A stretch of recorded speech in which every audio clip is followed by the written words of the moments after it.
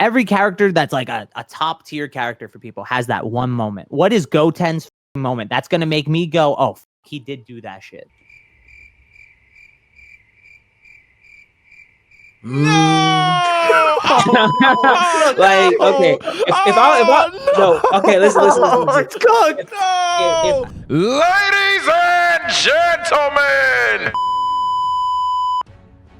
Sorry to ear rape your car through. Like, oh, oops, who it was. Who knows? Who knows? It could be anybody. It could anybody. Nah, we just joshing you. Ladies and gentlemen, boys and girls, children of all ages, the following hot takes video is scheduled for one fall. However, it's a tag team championship this time. Ladies and gentlemen, we got the homie Carthru's dojo in the dojo, but this time he's in the dojo of TSO for real. And Carthu, I don't know how smart your community is, but my community knows. Oh, they're dumb as rocks. It's all right. Okay, cool, because we stupid. So I'ma just tell you, like, if your community's dumb, ooh, hey, we're gonna find out who's truly the worst. I just told them in the tweets, hey, don't pull no punches. So this is how this video is gonna work. Essentially, at first, I'm gonna share my screen. We're gonna read a couple of the tweets. Know the gang always gets their priority. I'm gonna drop the Discord link in the chat during our conversation and deliberation, and we'll ultimately be able to debate a couple of these people. Now, I'm not gonna keep you here for like all day. Probably say like an hour, maybe hour and a half, whatever you got. That's what we willing to do, brother. Sure, sounds good. Let's run it, play it by ear. By the way, a lot of people didn't have too much smoke for your Super Saiyan 3 take a couple of vids back. They didn't have too much smoke for it. Oh, good, because there's going to be a video for it soon. And we will be there. All right, we're starting off with Frieza is not racist. Xenophobic, but not racist. GE called a spade a spade. Saiyan monkey / apes. Great ape, come on, man. Enough said. Also, Saiyans ain't a race, they a species, an alien species. He is xenophobic because no cap, Goku and Vegeta are illegal aliens to Earth. You know what I mean? Like, I get where he's coming from. I get where Lil Bro's coming from, but man, I don't know. You know, he wiped out a whole group of people because one of them might turn out blonde one day. I don't know, man. That seems a little racist to me. And I think they're closer to, you know what? In Dragon Ball, these alien dudes are closer to a race than a species. They be fucking Earth women. And they have babies. That's a fantastic point. I definitely think racist as well, because at least for my sanity here, you're telling me that the person that essentially likes nobody but his own race isn't racist. Like, Frieza don't care about Namekians, don't care about Earthlings, don't care about any descent from his soldiers, including the Ginyu Force, doesn't care about Saiyans, obviously, goes as far as to have slurs for a majority of these races. And you're telling me that, oh, because they're not just a race, they're from somewhere entirely different, that he's no longer racist, he's just xenophobic. Like that's another thing too. You're using like literal 100% xenophobia as a downgrade. It's not, it would be an upgrade if anything by this own metric. So the idea that he's not that bad, he's just this for Frieza, even if you're using the terms incorrectly here, is just wrong. Bro, your chat got a weird highlighted message. Frieza don't even like his own race. He hates his brother and father. He hates his brother, his non-canon ass brother. Who the fuck cares? But he doesn't hate his father. He rolled up to Earth with his dad. He dapped him up and said, "We're gonna handle that Super Saiyan bitch." Yeah, I don't know. I don't know if he hates King Cold. I don't really think he hates King Cold. I definitely think he hates Cooler. Cooler hates him too. That feeling's mutual. But I don't think he hates King Cold. King Cold kind of like babies him the entire fucking time. It'd be weird if Frieza hated him. I think he just understands that King Cold's inferior to him. I think he understands that. Yeah, your chat doesn't realize I'm a secret Twitch streamer. So I have a secret Twitch stream, so I'm used to reading fucking chats. Oh no. Yeah, someone said, damn, chat, not even save chat. I've been waiting for this day, bro. I've been waiting for someone to just be toxic. And thank you, Carter, because Justin's then, he was on here as well. The guy that fantastic manga videos, in my personal opinion. He was toxic with him, but he was toxic in the debates. I like fucking around about Justin's Den because I think Justin's Den must be a dojo fan. He's gotta be. How you gonna name, like, who else is gonna put like name a possessive thing, right? He Justin. turned Karthu's dojo into Justin's den. He made his own fucking full story videos of the manga arcs. He used my thumbnail artist for a lot of them. I think he's just a fan. I hope he gets his bag, but he a fan. Justin, get up! Before you guys take that shit away. Bro, he could get it. I want him to get his bag. I want him to succeed. He a fan. Oh my God. Well, he a fan in 2024. Definitely hits a little different. Listen. I'm not Kendricking him. All right, not today. Yeah, he's not. He's not a 69 okay, God. All right. It's okay. We're starting YouTube beef. Hold No. You following through? Super Saiyan 3 Bardock can beat Cell. No. Okay, he has 2. I probably say no. I don't it depends, I guess. Maybe he's talking about heroes, but like Super Saiyan's just an 800 times multiplier. Strongest Bardock is non-canon Bardock at this point, who's 10K. That is less than Frieza still. Oh, see, well, he got the numbers memorized. I was gonna use like the way I power skill, because I'm self-admitted. There's no way I have the numbers to memory all the time. So the way I do it is just like logic. You're telling me that the Bardock that essentially gets laughably one-tapped by first form Frieza with a certain multiplier would beat not Frieza, not the androids that would hilariously laugh at him in his final form, but the guy that would blink away either of those androids. Nah, Super Saiyan 3 worse isn't than that. Yeah. You can make that worse. It's the guy who lost to Frieza, not in his final form, not Mecha Frieza, who's stated to be stronger than Frieza, not the first set of androids who are stronger than Frieza, not the second set of androids that are stronger than Frieza, but Cell. And even if we give him imperfect Cell, he's not even beating imperfect. Yeah, he's not even beating imperfect Cell. We're being very generous here. But yeah, no, gang, this is a miss. Unless it's heroes. Heroes, they have some weird shit fucking scaling. But again, much like Cooler, non-canon ass Cooler, who the fuck cares? We've been recording for 10 minutes. Chat, hold on, bro. I gotta put you on this. 10 minutes in, we have 2 direct Cooler disses. There's something you want to say about Cooler? No, it's just the Z movies, man. Most of the Z movies are just Toei takes a story that already exists in Dragon Ball and fucking like just changes it up a little bit. Mad Libs is that shit. Wait, so wait. So you're a believer that Super movie's clear, right? I like the Super movies probably more than most of the Z movies, but not all. No, they clear. Thank you. I was about to say the only debate is specifically Revival of F. In Revival of F, at least it has the Z movie of just hype beast, ooh yay, nostalgia factor in it. Like the idea that Revival of F is so bad that someone would argue Z movies are better is crazy to me, because all the other what's funny? Res F is a Z movie. People fucking forget. What are we living in the Stone Ages? Just look up. Battle of Gods and fucking Res F are Z movies. They're not super movies. There's only 2 fucking super movies. Oh, well, then we're cooked. Well, then you're cooked. Yeah, the super movie's definitely clear. And I love Battle of Gods. Battle of Gods just massively upgraded the Z movie stock for me. But then at that point, came after. Super shit came after. Perfect. I'd die with that. My community loves talking about Super Saiyan Rage. At this point, it's to troll me, but there was a month 2 stretch where they were dead ass serious about these takes. So I don't know how serious he is, but here we go. Super Saiyan Rage should have been introduced when Trunks thought Mai died and then Goku Black. Okay. Basically, when Mai dies to gain the upper hand on Goku Black, he should have turned Rage there. I heavily disagree. Yeah, no, the one good thing about Super Saiyan Rage is its transformation.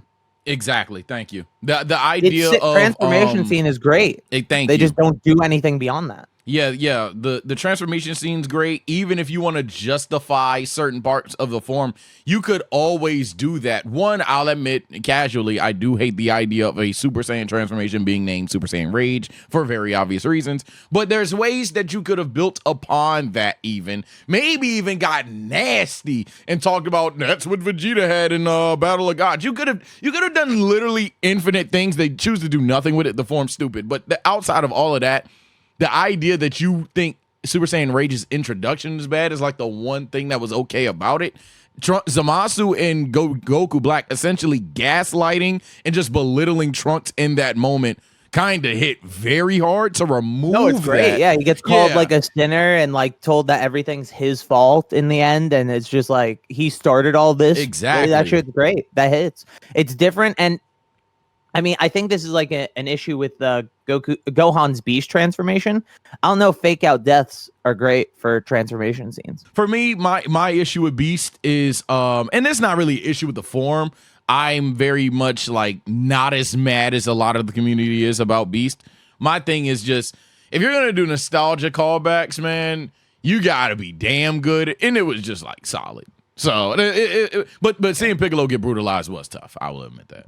Yeah, I feel like off topic, but like I feel like with Beast, like I've said this a million times in the Super anime, they have the scene before the Tournament of Power where Gohan's like, I'm gonna create my own new ultimate form, and like I think having it be like power that he trained to try and learn to control and access at will, but failed to until that moment, would have been better than it just being randomly like unlocked and never seen before. 1000%. One of the more underrated parts of the movie, and I don't know if this scene was in the manga.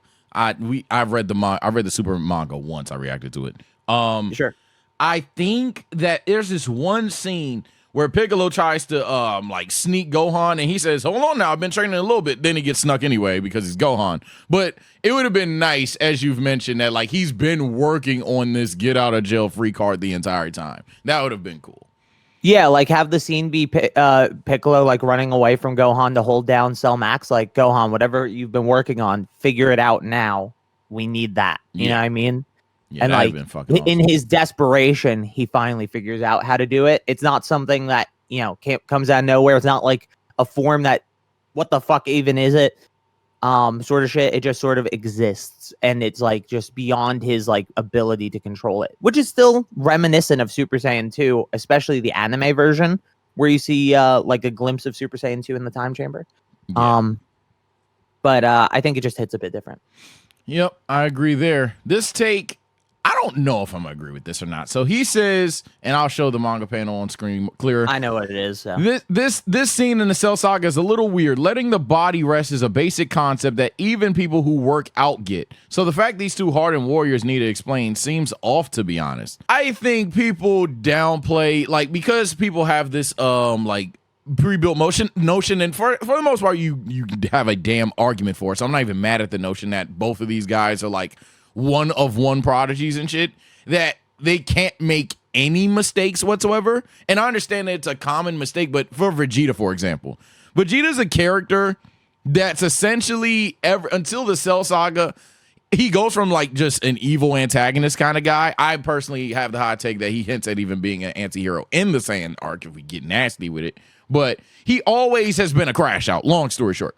So for Vegeta, him getting caught up in trying to surpass Goku at the cost of resting his body, for me, has always made sense. Now, Goku, maybe I should just read this entirely, but Goku's whole thing here is that he needs to rest his body. So I don't know how Goku didn't get it, but no, he's talking about like Goku got it, but Piccolo and Vegeta didn't.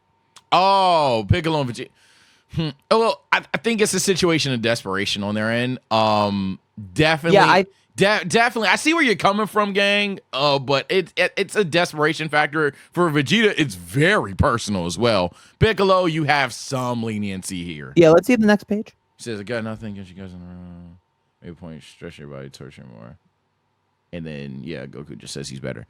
Yeah. This is definitely more emphasis towards Vegeta here. I think Piccolo, to be fair, also makes a somewhat similar mistake, but this is definitely more so towards Vegeta. And Vegeta, I mean, yeah, Piccolo hasn't gone in once yet. So at this point, Piccolo goes in after Goku and Vegeta's first times. Oh yeah. Boom. So Piccolo hasn't even gone in yet. So Piccolo's not like avoiding rest. He's just like, why won't you use it again? I've always said, you know, I get Goku not wanting to stay in, but I think it is. I mean, I think I said this in the mistakes video. I think it is a mistake to not just do his full year and then take his few days of rest, because he only had 3 hours left in there anyway.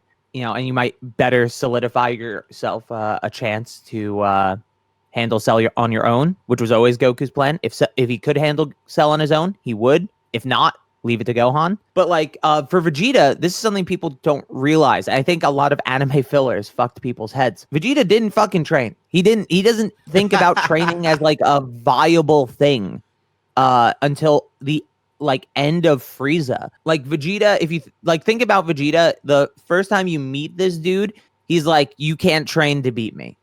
We are born different. My blood smell different than yours, all right? He's like, I am not built like you. There's no shot in hell. And then Goku shows him like, oh shit, he can kind of keep up with me. But I still don't believe in training. Then Vegeta goes to Namek. And does he train? Nope. No, he exploits Zenkai boosts the whole time. And he thinks there's no way you could get stronger than this, than your genetic potential still. He's just still using all his genetic potential, not training. And then Goku shows up, having trained for literally 5 days. That's it. And he rests on the last day. Very similar to this. He just rests for 5 fucking days in the gravity. He shows up and he's way stronger than Vegeta's Sengai boosts. And then when he sees, there's a scene, especially in the manga, this is very clear. I don't know how clear the anime makes it, where Vegeta is looking at Goku as he's like striking down the Ginyus. And he's just can't believe that he got this power from training. And then what does Vegeta do? After the warning from Trunks, he gets his own gravity room. The gravity room is made for that time skip, by the way. You know how the anime has Vegeta go to fucking space? Yeah, that's some bullshit. Reality is he's training in the gravity room. Yeah, he's training in the gravity room. That's when the gravity room was made. So the space training shit that you see in the anime, that's completely wrong. The anime just misinterpreted what Toriyama meant with a gravity room. He starts doing what Goku did, though. He does the gravity training. There's actually a lot of Vegeta following in Goku's direct footsteps throughout the series. And it's like pretty insane when you sit down and look at it, like how he parallels Goku, but like not in a perfect way. And so he falters all the time because he's also late to doing these things.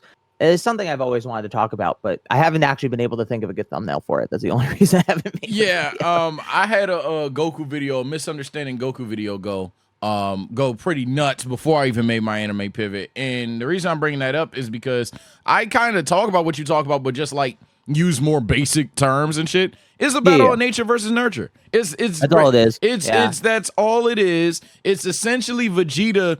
As you mentioned on Namek, he doesn't get the concept of either A, training, or B, the power in others. So what does he do? Does what he knows best, which is Saiyan biology, and he spams the fuck out of Zenkais, and even so much so that the one person he even has a snot of respect for on Namek is another Saiyan in Gohan. So this entire time, he's essentially this guy that triples down on his nature despite losing on Earth, because while yes, Vegeta himself, unlike most Vegeta fans, I'm a draw guy. Oh no, it's definitely a draw. But I actually think Vegeta technically won but got jumped. But like besides where Vegeta fans would rank it as a blind 1-0, he sweeps Goku LOLs. Reality is Vegeta views that as the most embarrassing day of his life.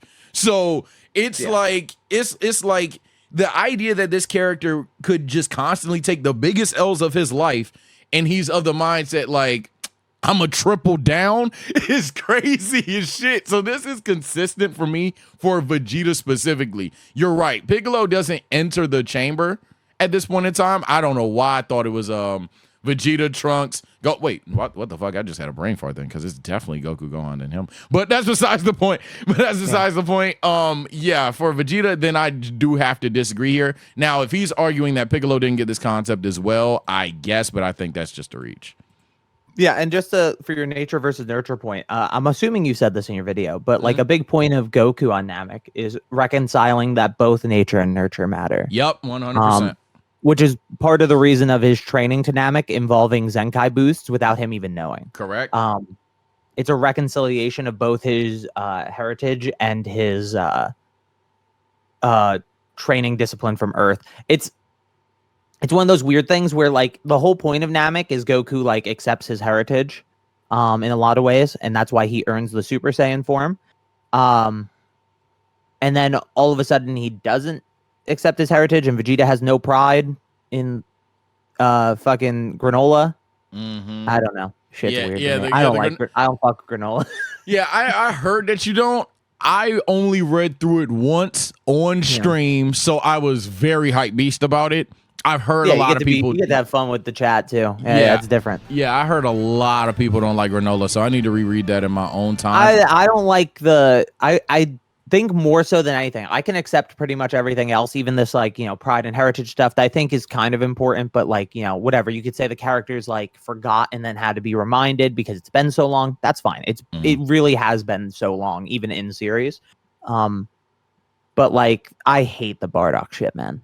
Yeah, the Bro, Bardock let shit. the dude. If With he did mild the spoilers for one my thing manga in niggas, minus, mute now. But hey, if he did the one thing in minus, whatever, I mean, save your kids, send them to Earth, right? But be a bastard every other time I see you. I said one thing I said about this dude when this shit came out. When like Granola hates like the Saiyans because they killed his mom, right? Right. His mom gets killed by Elec when they're fucking when Bardock was trying to like help her and Monito escape and the kid, right? Minato. I love that guy. Monito. Ella kills his mom. Right.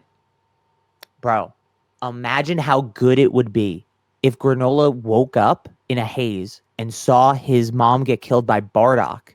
Yeah. Because Bardock felt like he had no choice. Yeah, that'd have been gangster. Bro, Yeah, I saying brutality a bit. He's like, okay, I have to make a fucking decision.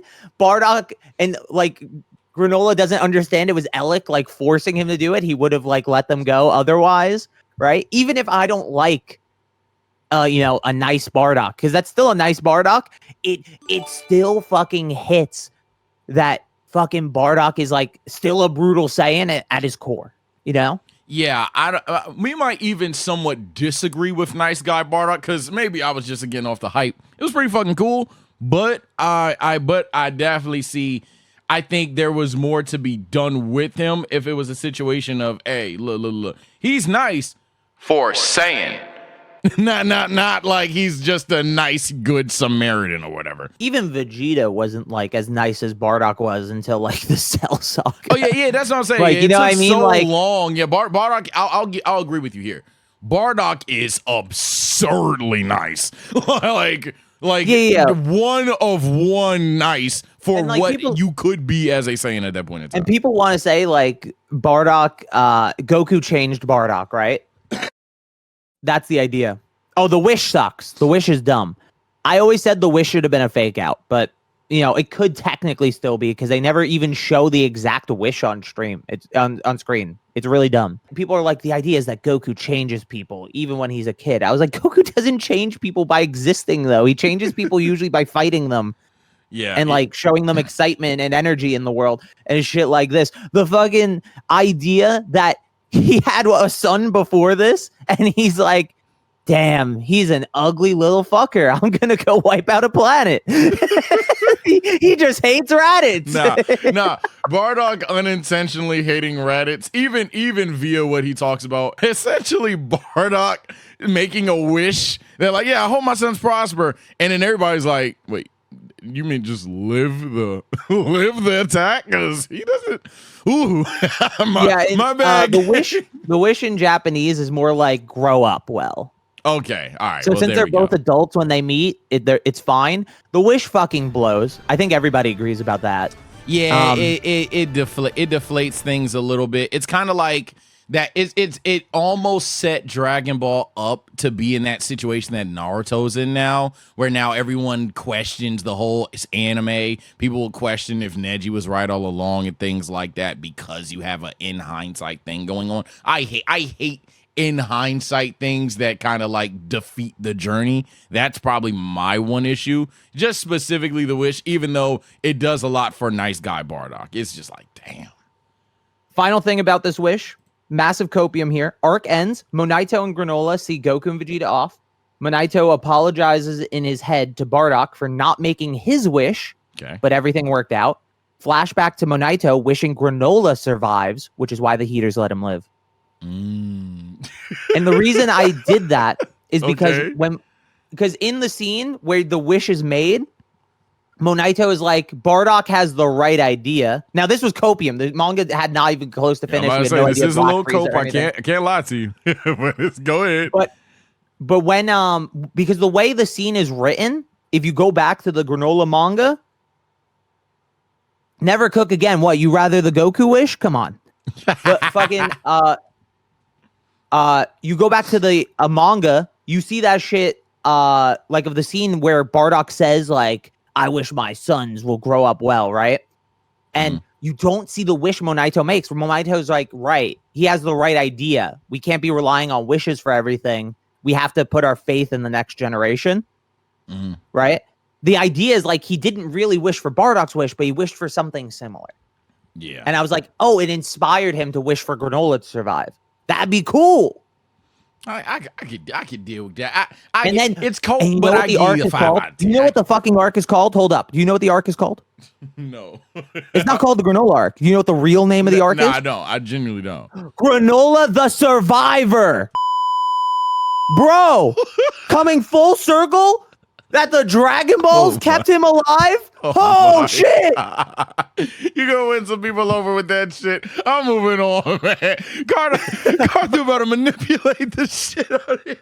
Yo, we don't need to spend any more than a minute on this. Super Saiyan Rage is the best transformation in the series. This is obviously a troll, but the real thing and the reason why I'm bringing this to your eyes is because a lot of people think Super Saiyan Rage is underrated, and they think that me saying that it's one of, and in my opinion, the worst transformation in the series is me just being a Trunks hater. It's not the best transformation in the series. Do I think it's underrated? No, it's probably bottom 3 for me. Thank you. All right, we're done. Speaking of what was bad, my community loves doing this, and I hate to use a double user thing, but he's representing the community strong right now. My community does this thing where every side character is underrated. However, the most prominent one is what about Videl? And we seen a movie where like Videl had Ultra Instinct or some shit, and ever since then, it's been what about Videl? Again, this is a troll, so I'll ask a serious question here. Who do you think is the most underutilized / underrated Dragon Ball character?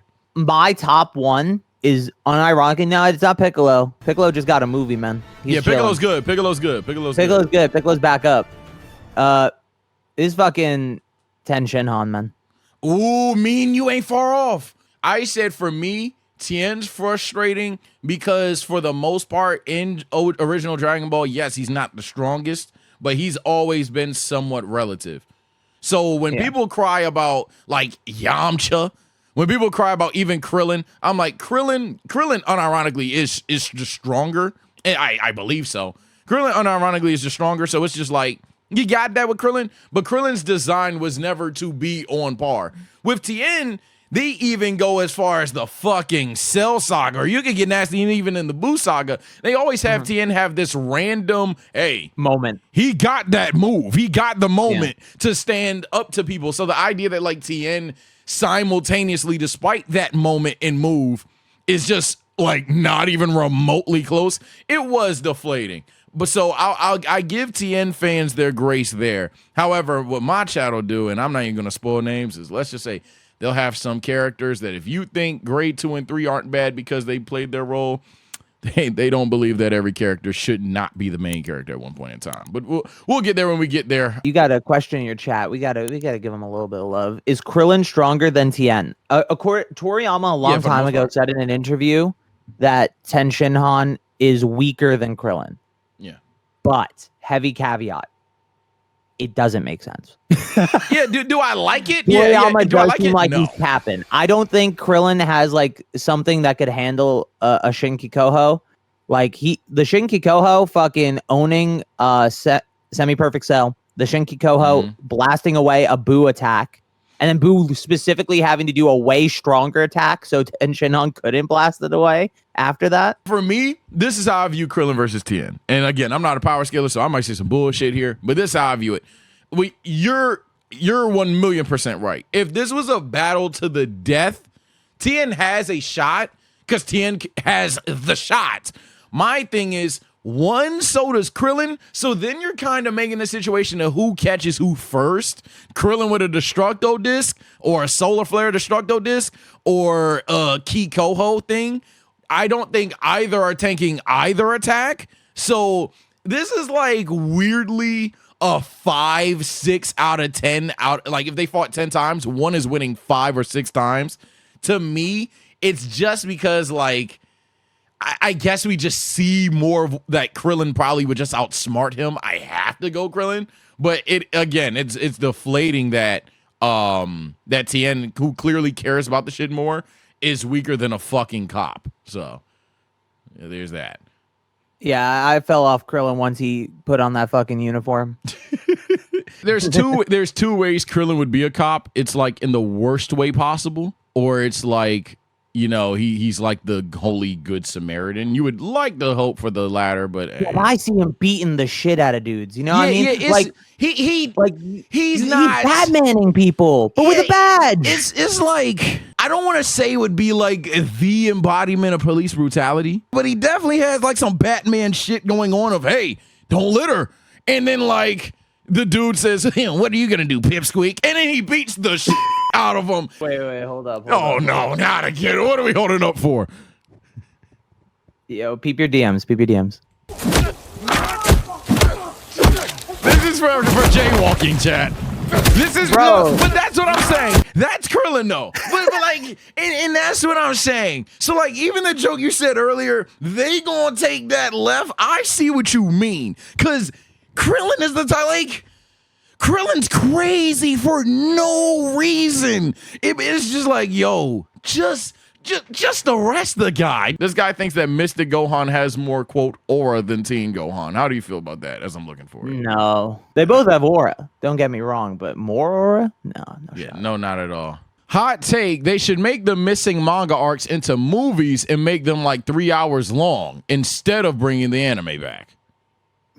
Yeah, man. You should bring a 2-year-long arc, condense it into a movie, skip all the cool shit, and just say fuck it. You know, I mean, we hate Dragon Ball. Why would we want more? What the hell are you talking about, dumbass? Don't talk again. Yeah, look, RP Big Tory, but I think it's kind of like we really don't fuck with Toyotaro or whoever's going to be in charge so badly that they should never bring the anime back.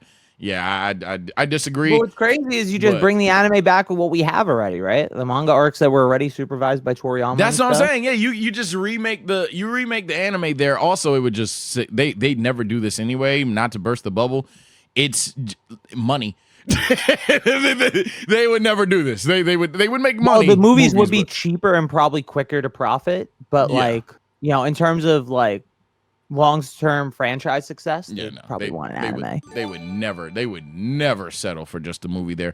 But I thought it was interesting because I have not heard. I mean, I've heard that before. Super Saiyan Blue is extremely overhated. While the introduction is trash, it's one of the only forms in the franchise that gets expanded on after introduction, and we get to see so many different applications of the form that it constantly sticks around. Manga Super Saiyan Blue, yes. Anime Super Saiyan Blue, most people think it's a mid form, and I think it probably is a mid form, but like manga for sure. Manga's pretty good. Yeah, I have to, and I don't want to just be a I agree button. But I mean, dog, I can't really word it any better. Manga Super Saiyan Blue does even just the basic thing of like switching from blue to God way earlier to the point where it's like, okay, see why they adopted that in the Tournament of Power, because my God, that was just better. They focus on certain concepts. I mean, hell, Blue Goku alone, even if we're just talking about the characters with Blue Goku and Blue Vegeta are just cooler in the manga than they are in the anime. But the only thing the anime does is play that little OST to like make it feel godly and shit. But then like it kind of is just And then he even agrees the introduction is trash. First impression for me is a lot. You can build upon past it, but I will die by the take. Maybe you agree or disagree. I would die by the take. Better in the anime because it's more built up in the anime. That's my thing. I don't like the build up in the anime. First time we ever see it, which is DBZ Res F, the movie. Like, yeah, the movie bad, but the anime builds it up a bit better at least. And I don't even like how it's done. And there, to be honest with you, I think that, and nobody alive can convince me. So I'll give you your best bet if you disagree. I don't think there was a single reason why in Revival of F they turned blue. Goku's fighting hit, can't touch the guy, whatever, not strong enough, whatever, fine. Write it how it makes sense. You go, okay, I never thought I'd try putting Super Saiyan on top of this. I didn't know if it would work with God Ki. Probably 10%. Let's find out. Boom. And then against Zamasu or in the Tournament of Power, he stacks Kaioken on top of it. It'd be a really cool scene. And to be honest, probably a better Kaioken scene than the one we got with it. So, and you probably just sell more toys then, because then you have, for Revival of F rollout, you have Red Vegeta that would sell. You have more Red Goku action figures, but most importantly, Golden Frieza. And then you can, I don't know. I just think that was a massive fumble, even in the marketing lens. Sure. The unnecessary hate Z Broly gets is because of his second movie where his dialogue is just Kakarot. Broly in the first movie was nearly perfect. His voice actor, dialogue, design, and moveset. His motive and death are the only negatives I could find. GOAT movie villain. I'm not going to call him my movie villain GOAT, especially when you guys have this thing of in the Dragon Ball community of trying to belittle villain specifically versus antagonist, because you know sometimes the antagonist stomp whatever argument you have. But do I think that he's heavily underrated because of the second movie? I'll even admit that. My issue with Z Broly fans is this part right here. His motive and death. Y'all, for some unknown reason, will not just accept that the super one, the one that is literally adopted into the manga and anime, can't possibly be written better. It's almost like it was designed to be written better. I don't know why you can't accept that, but in terms of Z Broly being underrated, I'll admit that, because even I thought he was a Kakarot bot until I recently rewatched this movie. I mean, Broly's big issue for me has never been anything aside from him being the legendary Super Saiyan, because it just belittles the entirety of Namek. What's the point? Yeah, I agree. That concept's annoying. Yep. It has this lasting legacy that people are like, Goku isn't the legendary Super Saiyan, and I want to actually hang myself and change the trajectory of their lives forever. This shit is like non-canon. We all know it. Everybody knows it. You knew it when you were little Timmy too. All right. You knew it back in the day. You were sitting on your computer, early YouTube, and you're all of a sudden still ascribing it to like Goku not being the real legendary Super Saiyan. It's like, bro, imagine having a whole arc to build up the legendary Super Saiyan being revealed, and then it's just like, actually, I'm Super Saiyan type C. That's because Broly is Super Saiyan type A, and Broly's also Super Saiyan type B, and shut the fuck up. The Super Saiyan types are annoying as shit too. I hate that shit. It's like a bonus Daizenshu guidebook, and people still use it today. Like, Super Broly is type C, Kale is type B, and it's like, bro, shut the fuck up. Yeah. It's not canon. It's not real. You're making shit up in your head. The only one I could fathom is quite literally the U6 ones because of the universe thing. So I can accept that. I'm not saying I like it. I can accept that different universe has different, like, they could be type B Saiyans. But no, I agree here. One thing that is to be, and I still think that overall he is overhated in the sense of why this guy's saying. This is probably the first hot take I'll agree with. I agree with that part. But, he's overhated for the wrong reasons. Yeah, I think that. Don't like him conceptually. Yeah, that. But like everything else, he's like fine. I agree. Where you're saying in the sense of the concept of Broly may be something that's actually underhated, unironically, is especially as a kid, I'll be blunt, when we were talking about legendary Super Saiyan Goku, that's kind of why maybe I hate Rage as well. Maybe it's a nostalgia thing. When we the legendary Super Saiyan, the Saiyan of legend, whoop whoop, and then there's some green muscular jackass over over there the whole time. He's the real legendary Super Saiyan. What? Nah, it ain't for me. And then he has a blue one too, so it's like he's legendary-er. Nah, I'm good, bro. Let's take a break from Twitter. Probably not come back to Twitter. If you guys got your tweets skipped, hey, hopefully you're man enough to hop in the court. As you can see, Carthew's on 15, and I love it. So let's start getting some people up here. Bring forth the stupidity. Yeah, we got some interesting ones today. All right, we're gonna let you cook. We're gonna let you say what you gotta say. Then after that, hey man, Carthew might cook you. If not, I will, or we'll agree. Hopefully, you say something agreeable. It's probably you're not gonna agree. I'm not gonna lie to you. So, oh no. I'm gonna say no. Dragon Ball is worse than the big three. If you look at like character wise, story wise, like looking at the aspects of each show and you compare them to each other, Dragon Ball has the worst aspects out of all of them. Like if you look at main character, Goku's a fight merchant that puts his universe in danger because he wants to get strong. Well, I'm gonna stop All you of them- here only No, that's wrong. because I have to binge Bleach in One Piece, so I don't want to just like have you guys have a conversation where I'm gonna have to like self spoil here, Well, or like get spoiled here. But let him just yeah, like talk about but the get your opinion, shit off. like, But yeah, just of the don't show tell itself. me shit what happens because I'm actively watching both. Yeah. So let's not compare it to the big three. Let's just explain why you don't think Dragon Ball is well written. In Yeah. that sense. How about that? Yeah, let's I'll do give you that. So now looking at Goku, right? Fight merchant gets his universe in danger because he wants to get strong. That's Like, wrong. Hey, I was gonna hold it, but go ahead, keep going. He wants to fight strong people. Every fight he's been in, if he has not ended prematurely that he could have, is literally because I want to get stronger. I want to see this person fight his full potential. He literally watched Frieza power up in front of him when he could have killed him. He gave Cell a sense of mean when he knew, yes, he was trying to lock Gohan's power, but he knew that that was putting the world in danger. He just wanted to see what. If you look at side characters, name a side character in Dragon Ball that's relevant. I'll wait. Because until a superhero, none of them are actually relevant. What? Like, going into it, the actual storyline, it's literally Goku get new power up, beat main villain after main villain do something bad. It's like it follows the same motto every episode. Like there's actual it's a Goku show. Yes, he's the main character, but like shows like One Piece and Bleach do better at utilizing their other characters better than Dragon Ball.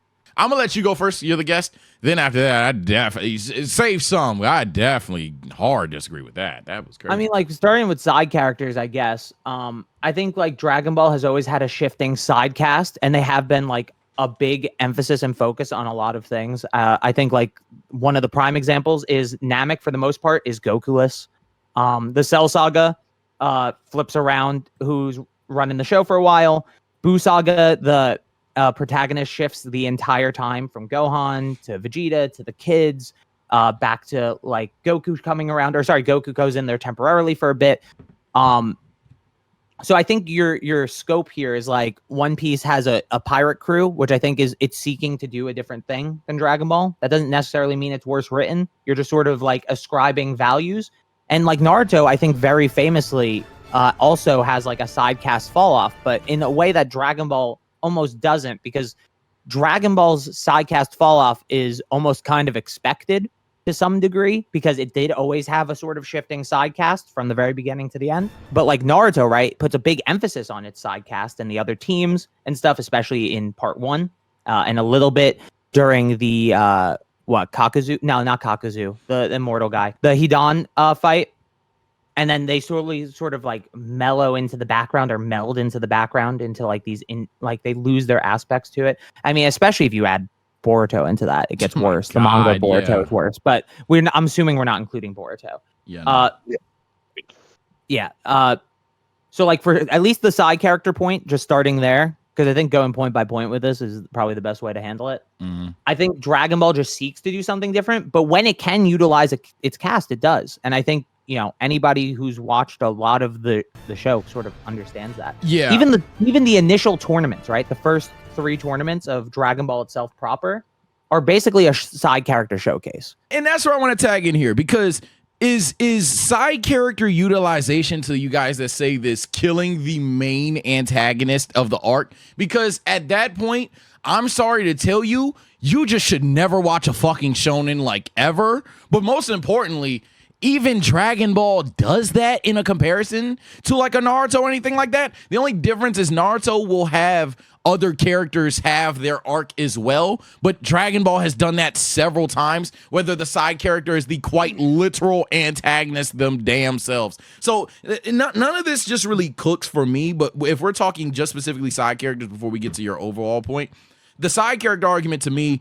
respectfully, even in One Piece, and I'll admit I don't know a ton about One Piece. I've just finished Arlong Park, but Arlong Park does exactly what you're complaining about right now, dog. Essentially, everyone they literally do damn near the movie trope of hey, Sanji, you take care of this stooge. Usopp, you take care of this stooge. What's his name? Zoro, my favorite character right now, personally. You take care of this stooge, and Luffy, you take care of the biggest stooge. You take care of the main antagonist. It's literally all the, and then mind you, I even know this because One Piece spoilers are just all over the fucking place.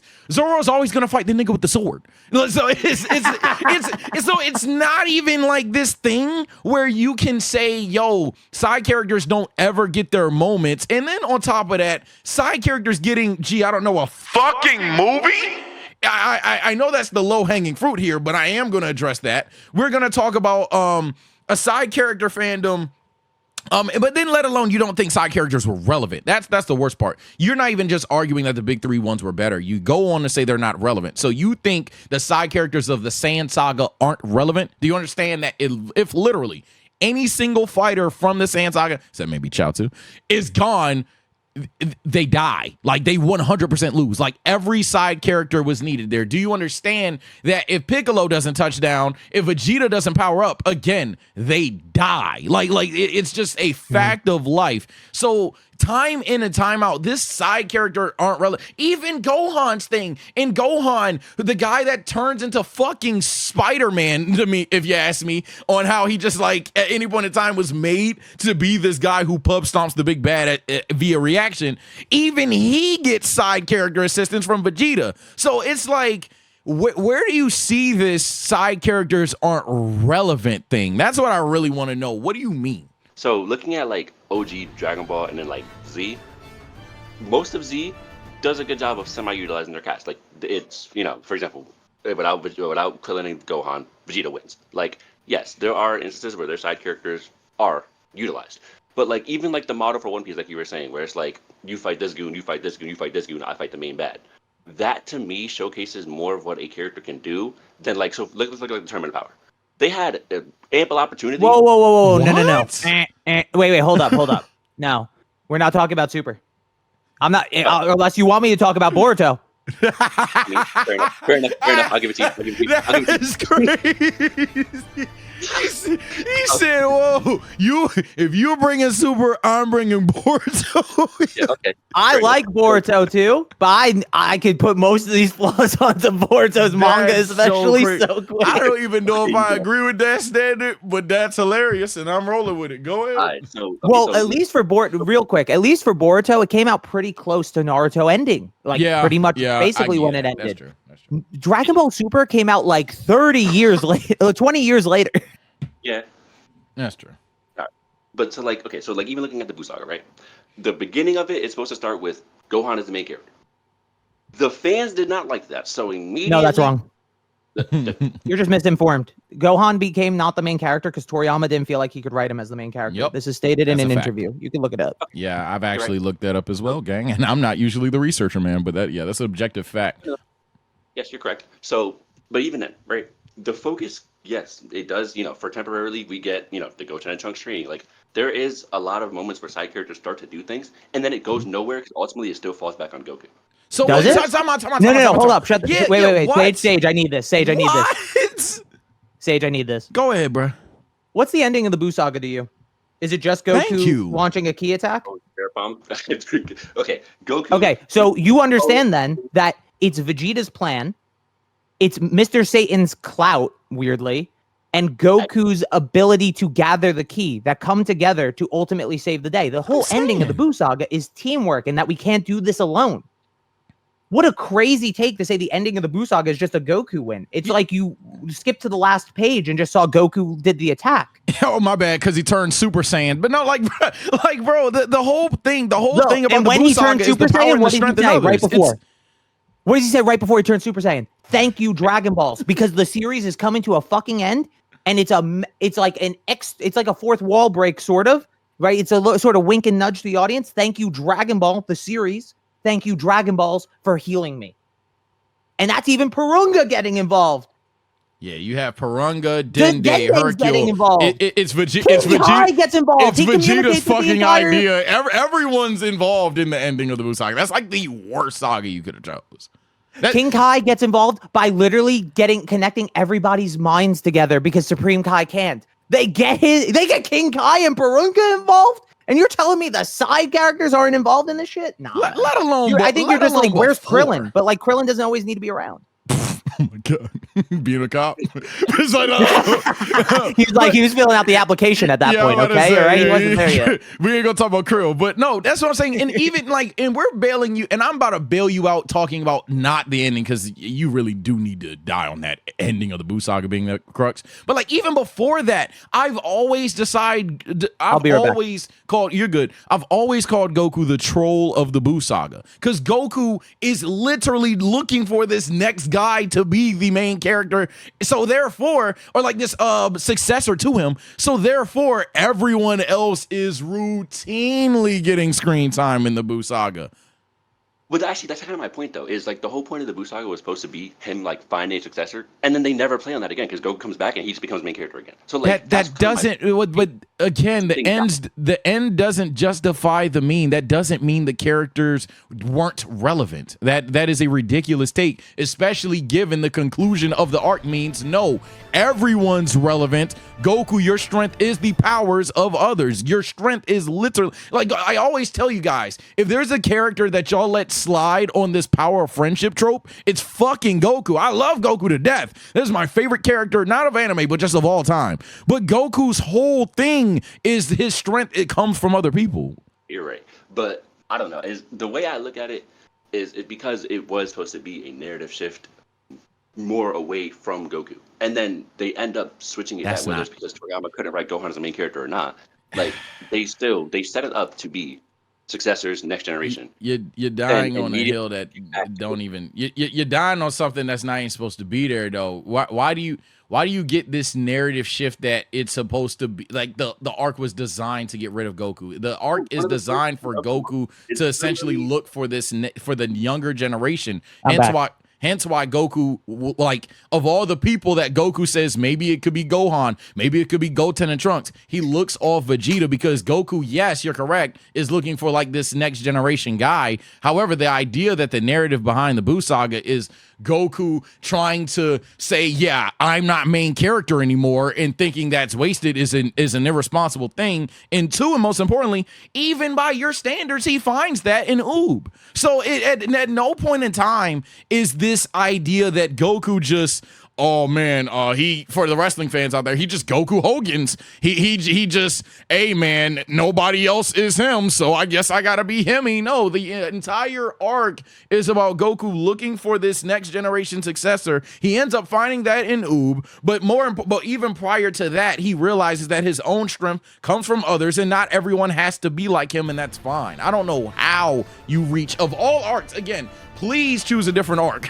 I don't know how of all arcs that your side character argument is in the fucking Buu saga. I don't know how. Yeah, if we're still on the side character stuff, I mean, like, you can make an irresponsible Goku case for the Buu saga for sure. I'm fine with that. It's part of the reason I don't like Super Saiyan 3.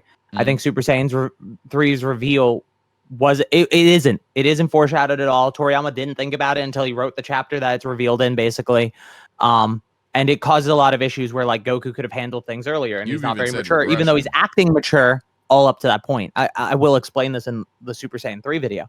But so I think you could, like, make a Goku point here. But I just think the Buu saga, and like you said, a lot of Z especially is very, side character dependent in a lot of ways. I mean, again, like, I think probably the best example of this is Namek, where, like, Goku's just not around, man. And Vegeta is a side character at that point still, Like, I originally went into this including Super, so I was thinking of, like, I think that's silly. I think you got to realize that's silly. Dragon Ball Super Gang. I mean, it's all Dragon Balls. But I'm saying, the idea that you would have said, yo, Dragon Ball is worse than the big three, which, by the way, I haven't seen it, so I objectively can't debate that. But my thing is, I can't either. I haven't seen Bleach. I've seen the other two. But like, the idea that your take is Dragon Ball is worse than the big three because of the side character relevancy thing, but you're choosing to cut out like the first two and most important versions of Dragon Ball is crazy. But I wasn't gonna cut it out. Again, I had the Buu saga points, and I had points from Super itself. But, like, no points from original Dragon Ball. Side note, go ahead. I mean, because fair enough, Dragon Ball itself, OG Dragon Ball utilizes side characters. Great, I love OG. Dragon Ball. But then in Z, you're only saying okay, the Buu I was gonna Saga. say I think OG Dragon Ball actually utilizes it worse than Z. You could argue that. You could Based argue on that. the I mean, I guess like- the tournaments lift it up, Yeah, but like, like I Ten think Shinhan just gets cooked by Drum for Goku to show up, Fair enough. right? Shit like that. That happens a lot. Red Ribbon Army, he's not nobody but Goku. For Nobody. the most part. They all try to show up to help, but they can't. I think Baba's tournament is still. By the way, people don't know this. Baba's tournament is part of the Red Ribbon Army arc. It's the second hunt for the Dragon Balls. It's one arc. It's my favorite manga arc actually for Dragon Ball. It's so good. Okay, Cover to let me argue, cover is so I good. care. But Like one. watch my my- manga. let's focus on your other points because I think we're getting lost on the side character. Yeah, thing. we're gonna focus just on the give us- other ones, and then we're gonna Give move us on to one of your someone other else. points so we can focus on that one. Don't give us all of them again. Just one of main the other character. points that you wanted to talk Yeah, about. we'll have one more we conversation. can just go off main character. Let's face up Naruto, Ichigo, Luffy, and then Goku. You think that Goku's the worst because Of those Again, we three. can't really talk about Luffy and Ichigo. I could can talk do about Naruto. Luffy I and- can't talk about Yeah, Naruto. we can talk about Naruto, but just But, like, because it's I- age here. like their personalities. Goku, while yes, he can be, mature and smart about things, 9 times out of 10, the first thing in his head is, I want to fight.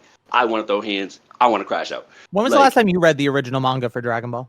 By original manga, I mean, meeting Bulma to leaving with Oob, because that's what's called Dragon Ball. You read the whole thing? No, I haven't read that in a while.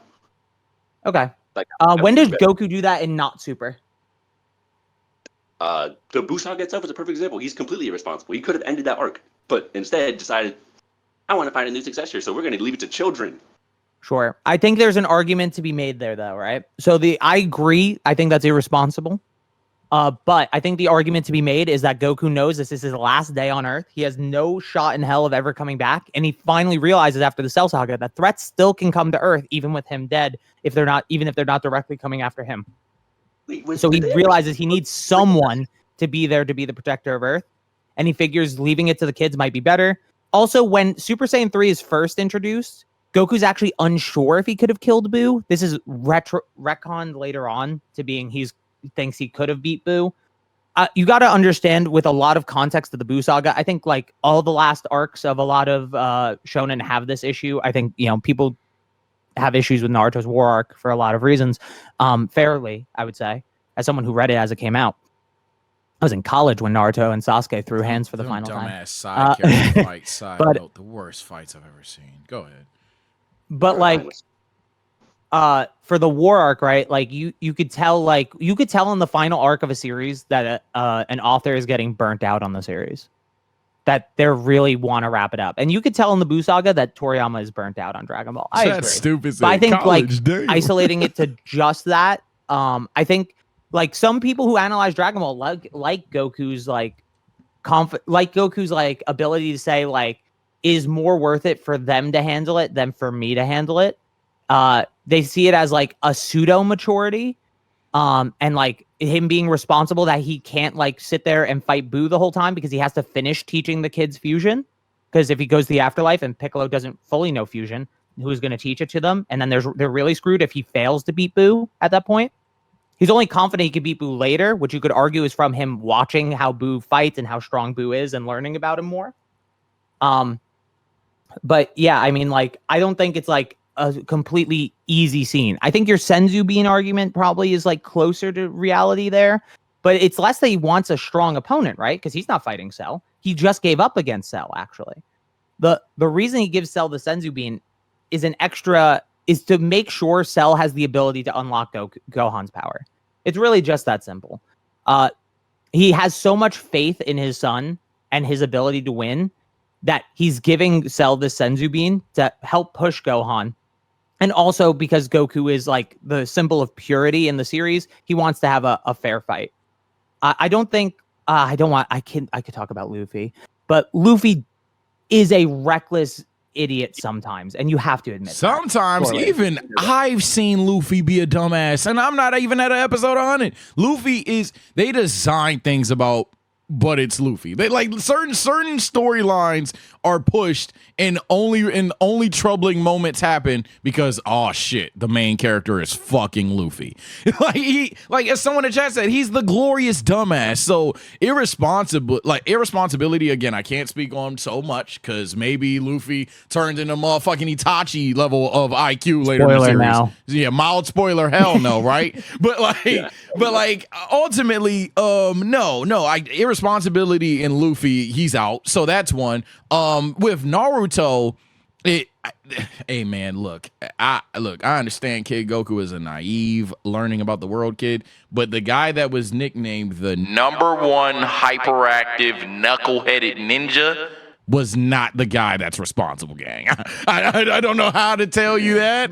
And then Naruto, when he becomes more of a self-actualized character, sure, but Naruto for the most part, still even then, isn't this symbol of responsibility until his job is to be the literal fucking Hokage. I actually just want to give you a very small like breakdown of like a character arc that Goku has. Under talked about mainly because people focus on Z. So I think a lot of people know this. Goku doesn't start sparing villains until Piccolo Jr. He kills Piccolo Sr. without even a hesitation. He actually chases Commander Black at the Red Ribbon Army headquarters when he's running away and kills him. He says he doesn't let bad guys get away. And he murked. What? Didn't he murk Tambourine too after he found out Krillin died? Yeah, he kills Tambourine. He kills Drum. Yajirobe is the one who kills Symbol. He technically kills Piano, or Piccolo kills Piano. It's unclear. But I mean, he thinks he kills Tao Pai Pai, right? He was completely down for it. Goku. Now, people say Kami is the reason. Like, he learned the value of life with Kami. I disagree. Kami wanted Piccolo dead, so I don't think Kami was really showing the value of life. Kami wanted Piccolo dead, and he wanted to kill himself. All right, he was not valuing much. He did not much value left. All right, the bank account was negative on his value of life. All right, that shit's in the red. But at some point, Goku came to this sort of like realization that he thinks there's like potential in others. We don't know why or how. I think I've written it down somewhere. I think there's like a scene that sort of like says where it is, but where it can be. But he spares Piccolo, and it's a gamble, right? Piccolo could go on to cause mass destruction, and Goku has to fight him immediately and like finish him off. Or he could have sealed him in a Mafuba, right? And ended it there. But Goku's also like sort of appealing to two sides of himself, which is interesting. I think it's interesting that Goku appeals to these like two aspects of himself, where he wants a rival. He wants someone strong out there in the world, but he also wants to see the best in people and see that people can change for the better, right? And what does it do with Piccolo? It works. Piccolo doesn't do shit for 5 years. He trains in a fucking wasteland. He doesn't kill a single person. And then the next time we see him, he teams up with Goku to handle a threat to Earth. Goku tries to save Raditz because this has worked in the past. And when he realizes it can't work, he's willing to have Raditz killed, especially because Raditz is stronger than him. Piccolo is weaker than him. So it's like a little bit of a different thing. He spares Vegeta after that, again, seeing some potential in him. He thinks it's a waste to kill someone like Vegeta. And Krillin's like, he's not like Piccolo. He will not change. Well, who was right? When Vegeta goes to Namek, he basically proves the point to Goku because he's teaming up with Earthlings, something that he would never have done in a million years in his Earth version of himself. So what does Goku see? More affirmation that he's right. Oh, notably in the Saiyan saga, when Gohan is training with Piccolo, Gohan tells Piccolo that he says, my dad says you weren't like your dad. Says you're not like the original Demon King. He says you're different. You're a better person. You're kinder. Which is one of the other reasons, underrated, one of the main reasons that Goku spares him. He sees goodness within him and is willing to let that goodness fester and grow. And he gets confident because of it. And that confidence ultimately leads him to Namek, where he sees Vegeta working alongside the Earthlings. He tries to see good in the Ginyu Force, but Vegeta doesn't let them live on, except for Ginyu as a frog. And then he tries to do it again with Frieza. And he gives Frieza 2 chances. And these 2 chances that he gives Frieza are the final 2 chances he gives in the original manga. They are the final ones. Goku spares Frieza twice, kills him in what he thinks is killing him, And then Frieza shows up on Earth. He shows up at his fucking doorstep and threatens his planet before he can get there. And that's the line that he says, I am not sparing these fucks no more. He is desperate for Gohan to kill Cell. He takes all of Babidi's minions seriously and kills them. He kills Boo in the end and doesn't ask for, because he wants to fight Boo. And we know this. He says it. But what does he do? He says, I hope and wish Enmadayo, King Yama, right, in the dub, Enmadayo, please, reincarnate him as a good human. So that way I can fight him without having to worry about the safety of the Earth, without having to fight for the sake of something else, where I don't have to put everyone else in danger for my own selfish desires. It's an ultimate culmination of this arc that's been building since Piccolo Jr., where Goku has to learn something and change his views and perspective on how to handle threats and villains throughout.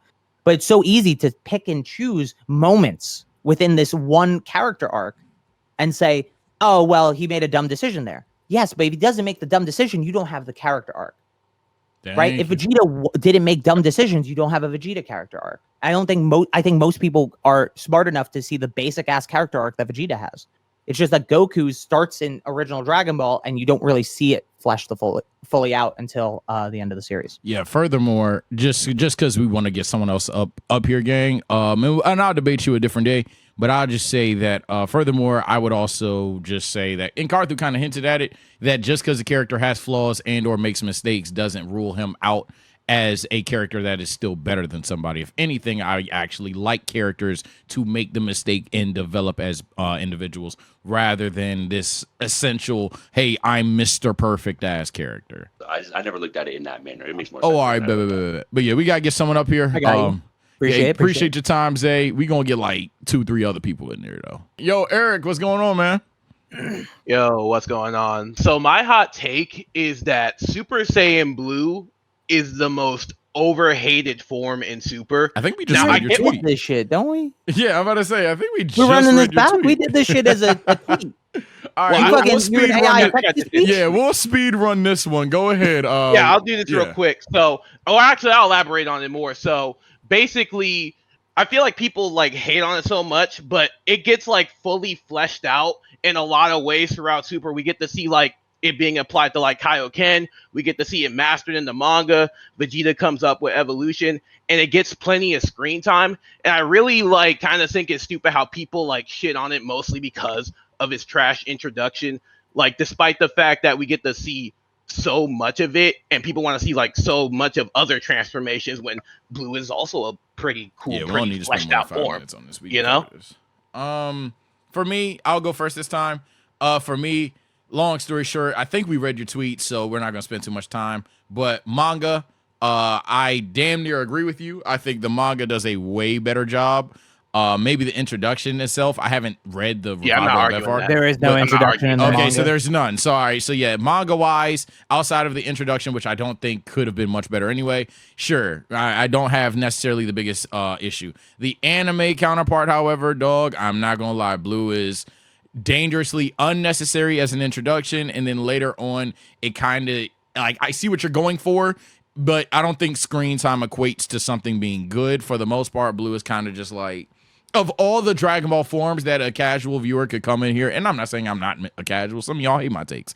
But for all the people that could come in to the Dragon Ball community and say, oh, they're just getting hair dye, if there's one form I can be like, yeah, this is the hair dye form, it's Blue. Because essentially, Blue, like, yes, he powers up, and yes, the concept of Super Saiyan on God energy is cool, but it just doesn't really mean a lot for these characters long term, to be honest. Especially, and I think that I would double down on that argument as to why they get these ego and instinct forms. Gohan gets a beast form and things like that, because ultimately Blue is kind of like, I don't want to say a transitional form. I know that's a scorcher of a take, but it's definitely something that's like, eh.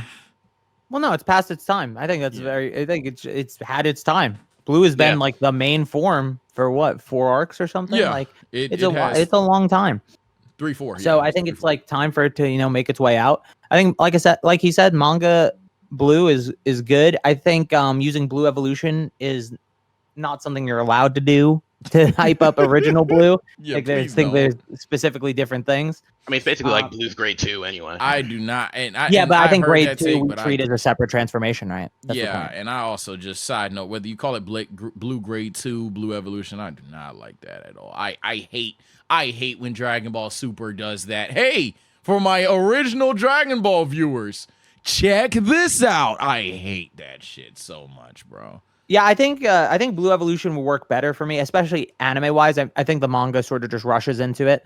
The anime version of Blue Evolved, I think, would be better if it happened in the Topo episode as opposed to before the Topo episode, Correct. like God of Destruction Topo.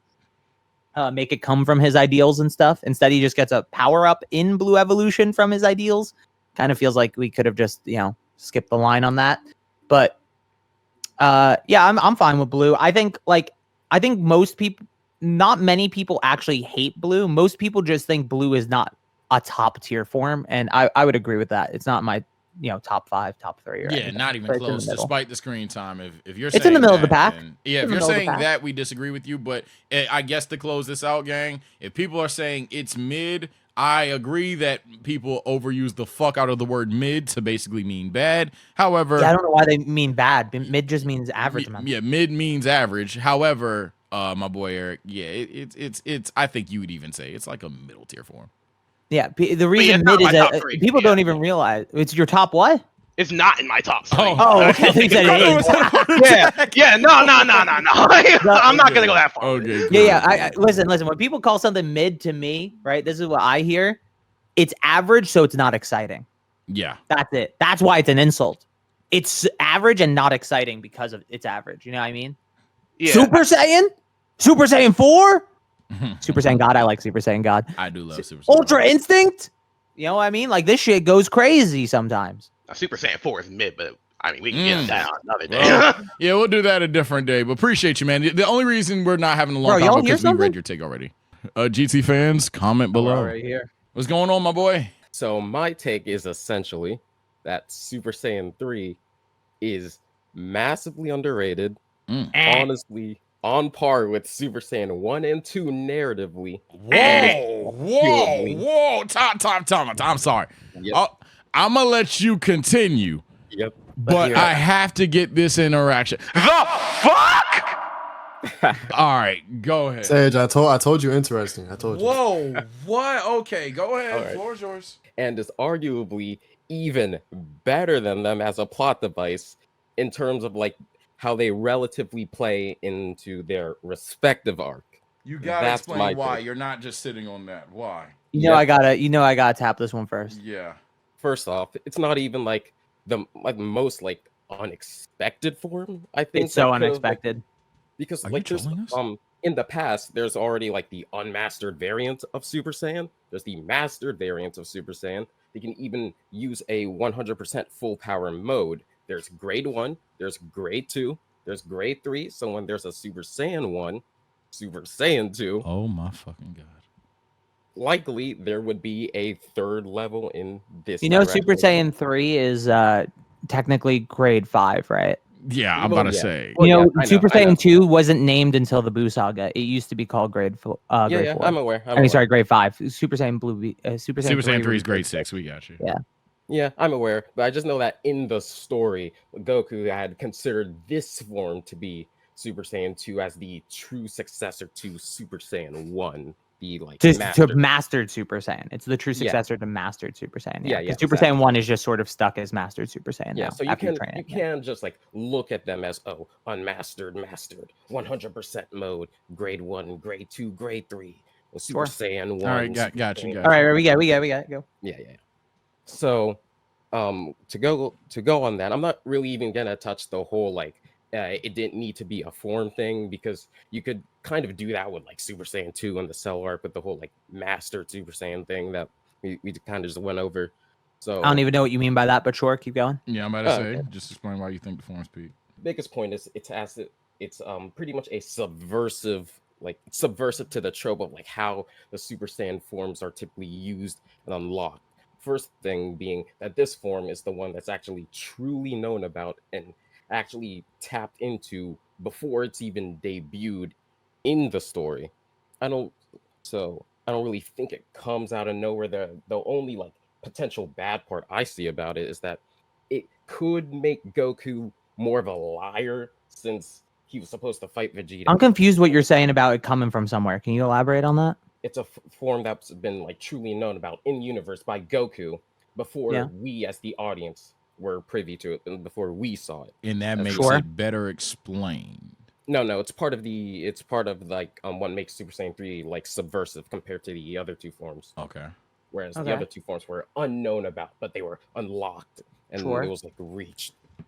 So whereas essentially Super Saiyan 2 was known about, but sure. Yo, what the fuck? well, yeah, This Super take. Saiyan 2 wasn't like known about more so as a concept as the start. Well, no, Goku just says he basically saw it in the time chamber. Just a brief glimpses of it. later on, but like they essentially decide to surpass the Super Saiyan, and that is when they try to like they access grade 2, grade 3, and then Goku like later sees this in the time chamber, so it's known about later on.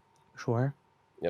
So essentially, Super Saiyan 1 is like pretty much progression of the nature-nurture dynamic in the Saiyan saga, and which is most essential to Goku, Vegeta, and Frieza throughout like the Frieza arc.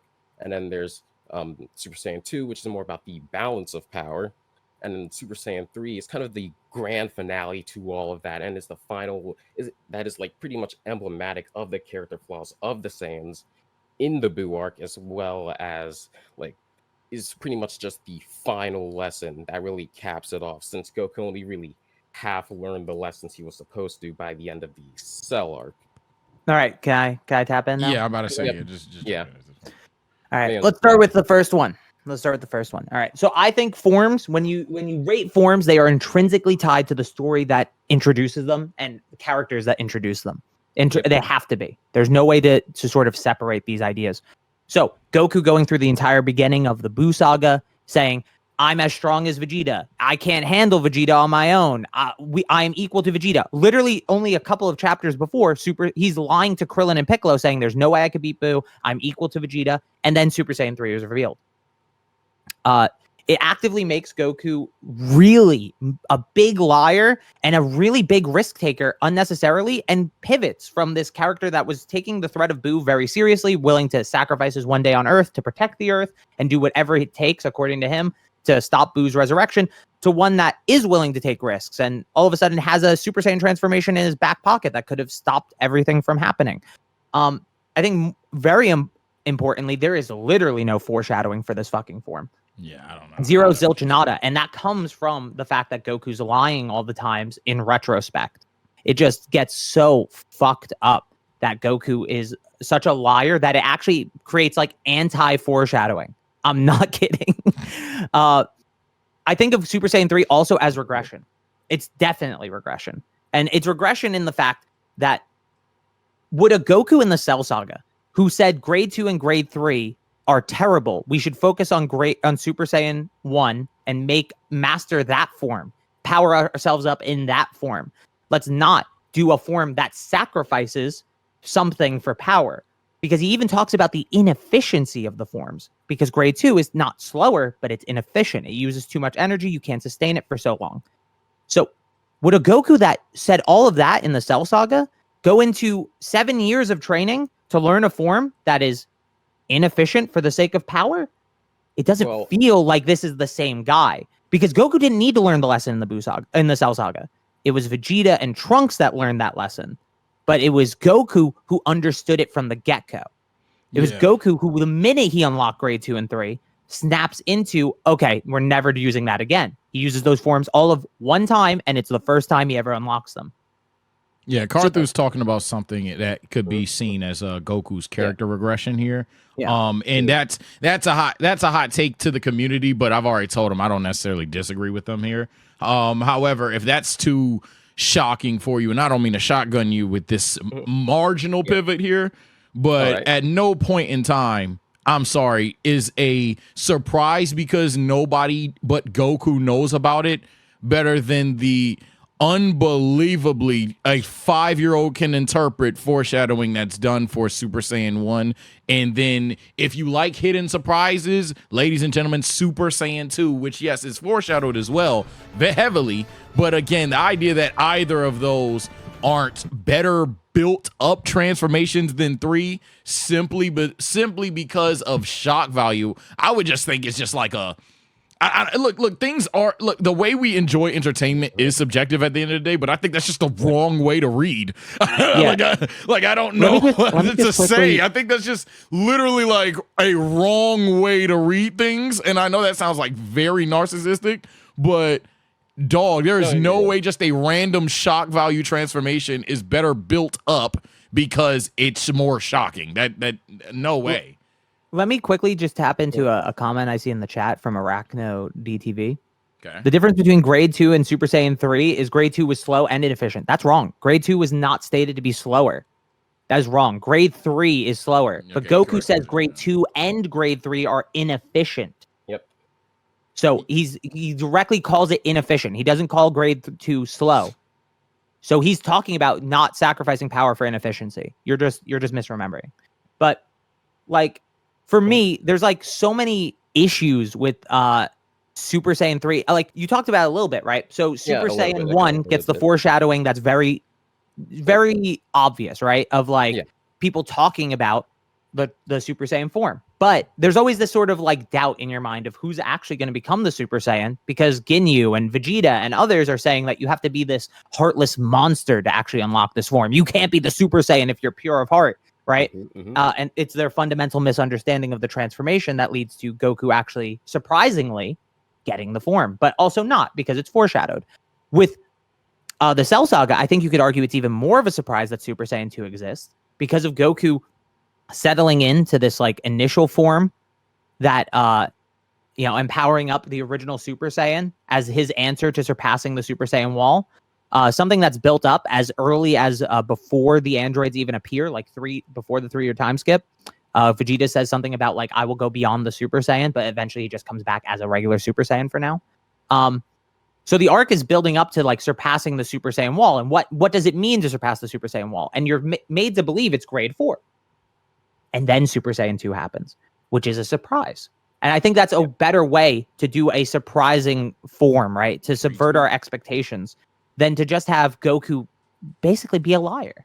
And like if Goku was dropping little hints like, I could do that, but I don't have time, right? Oh, it's not ready yet, right? But Goku never sort of acknowledges that Super Saiyan 3 is inefficient or bad, really. He never acknowledges it and learns from it. The whole point of the Super Saiyan grades is we get to Super Saiyan grade 4 and Super Saiyan 2. But Super Saiyan 3 is the last Super Saiyan form of the entire series. There's no growth or learning from that point. And obviously, it gets replaced in the future with the God forms. But in terms of the original manga especially, it's the last form that we get, and it's inefficient and bad. It kind of doesn't feel that great, especially as an audience member. I don't think it's a top tier form by any regards. I'm bottom 3. I can see why like anyone would feel that way, but my basic like retort to that is essentially that one, whereas Super Saiyan 1 and 2 are essentially revealed at the like climax of the story and character arcs for their respective characters and story arcs. Super Saiyan 3 happens earlier because Toriyama was still doing protagonist shifting, which ended up being a cool way to write his story, but it wasn't intentional, right? I see Super Saiyan 3 more as a build-up to the true perfect fighting form, which builds up into the like the whole like teamwork aspect. Everyone's got to work together. I don't see Super Saiyan 3 as inefficient because Super Saiyan 3 is not meant for long battles. Super Saiyan 3 is meant to implement the mindset of the arc. You are supposed to go all out and finish the job, and even work together if you have to. Whereas does it do that when Goku specifically doesn't kill Buu when he has the chance? Yeah, I'm about to say by your metric. Does it do that when Goku doesn't use it against Majin Vegeta? The form is fine. The characters are the one. We started this by saying, and you agreed that the characters are intrinsically tied to the form. They have to. Yeah, be. Exactly. Yeah, okay, exactly. But if the characters are intrinsically tied to the form, don't separate them now. We're still talking about the characters. And isn't Gotenks like a whole meme with that form? So I'm gonna say something. I'm gonna spoil my video a little bit. The end of my video, I talk about how I think Super Saiyan 3 could have been done potentially better. I think it should have been Gotenks exclusive. Because I think there's a funny ass joke of them in the time chamber saying, we discovered, like, I didn't know there was a form beyond Super Saiyan. And everyone thinks they're talking about Super Saiyan 2. And then all of a sudden they come out with this inefficient, dumb looking, big haired form that no one's seen before. Some people get really excited, like, maybe Supreme Kai and Kibito get excited looking at the crystal ball. He could beat Boo. And Goku's like, I'm not sure if that's the right way to do it. And it turns out it's because they're young and experienced. They make a transformation in the same vein as Super Saiyan Grade 2 and Grade 3 that's inefficient for the sake of power. And it makes more sense. It's not hurting anybody's character. It's not making Goku a liar. It's not doing any of the issues. And it also makes a classic Toriyama joke where you think they're talking about a really good transformation, Super Saiyan 2, like in terms of in-universe usability. And then instead you have this funny, inefficient form. It's like the facepalm moment, right? And then you get the funny joke at the end. Oh yeah, it shortens the time limit of our fusion. We can't do it very long. I think that's very interesting. We got a exclusive. Don't worry. I won't steal your take, but no, I almost wanted to say that I've had this idea in the past. Ultimately, I looked it off because I was like, nah, because what's going to happen is these kids are going to cry about Sean Schimmel not being able to do the scream. However, I was discussing this with my friend when we were talking about, because he's a Goten fan, right? One of the 5. So I was making fun of him, and I was like, yo, you're one of like. Well, I don't know why we 6 keep calling them the 5. There's only 3 left. Yeah, exactly. Yeah, one of them probably, unfortunately, RIP. So on your side, I was like, yo, you're one of like the 4 Goten fans left on this earth. And you're sitting here talking about he should have been the main character. You know how he could have possibly done that? Maybe if Super Saiyan 3 was alone. That's the furthest I've talked about it. That's actually funny. That's the only reason I'm speaking, because it's funny. I just recently got done talking about this idea. It also gives Gotenks an exclusive form, right? And everybody's getting exclusive forms now. That'd be sick. Yeah. No, I don't have too many qualms with that. But I guess to maybe not wrap it up, because I want to give him another chance to retort. Because, bro, respectfully, you ain't really saying nothing, bruh. But like, I think you just say you like it, and that's cool, man. Thank you. You stole exactly what I was gonna say. And at this one, I do swear I was really gonna say, I think Super Saiyan 3 lives off of a lot of, and let's keep it a bean, cool shit. Dragon Fist is not canon. Or it's a movie exclusive, whatever. Oh, the movies help Super Saiyan 3 but Super Saiyan 3, cool as shit. Now, again, does it make sense as to why Goku comes out of nowhere and Hulk Hogan's Sarutogan? No. But is it cool? Yep. Is it cool that Goku essentially beats the shit out of Fat Janemba? Yep. Even that one scene in Super when he transforms into 3 for like 10 seconds, I'll admit it was cool, but it's just like, am I going to sit here and say it's good?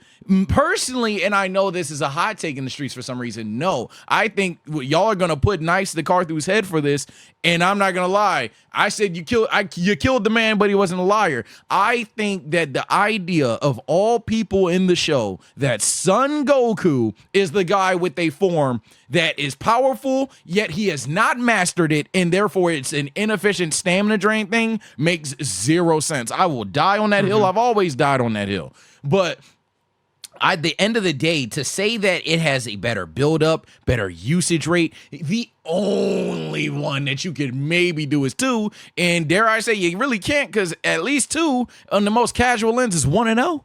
At least 2 got some dubs. But like 3 kind of just is written like on screen to be written immediately off screen. I don't know how the hell you think it is foreshadowed and or executed better. I don't know how you have that. Well, not foreshadowed better. I think of it again, like I think of it mostly as the build up to like essentially the narrative.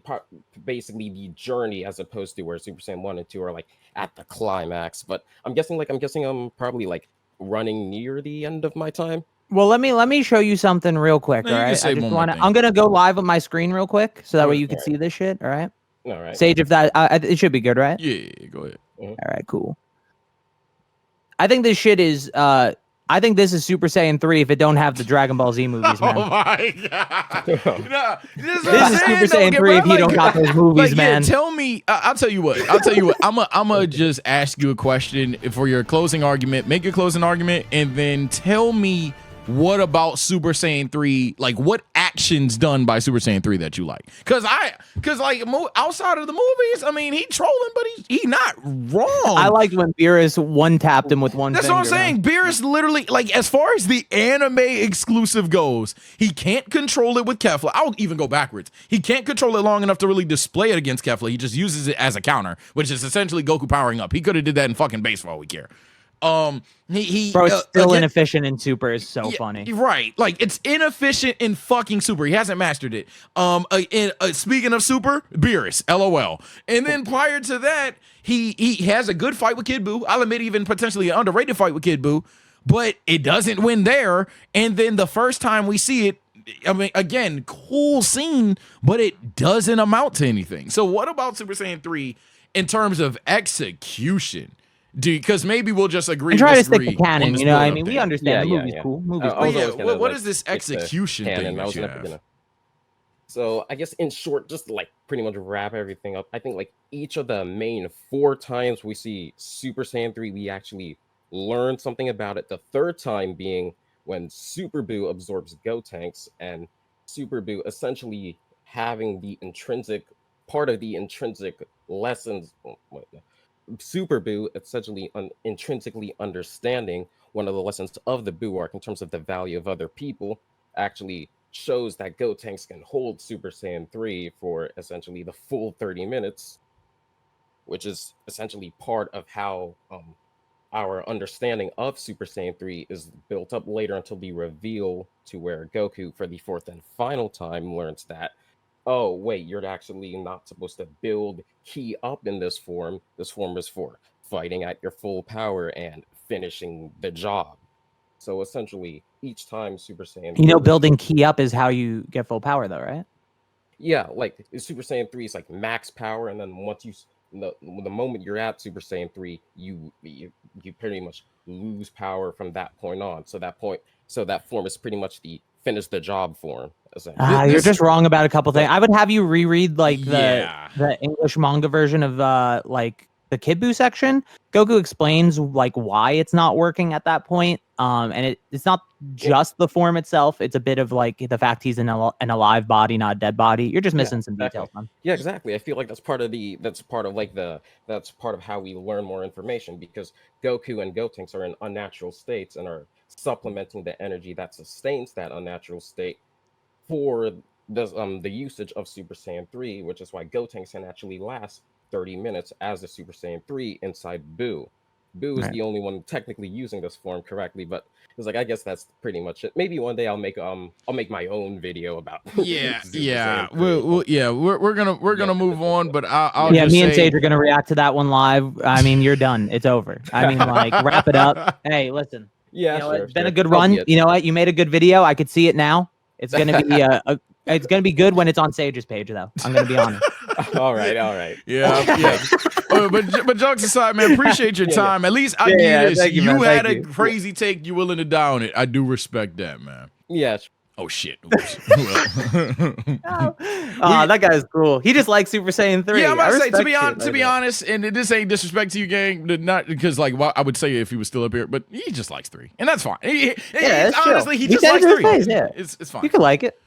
We got about 10 minutes, then after that I gotta record with somebody real quick. So let's get one more in here, and then after that, well, I'll let you go, man.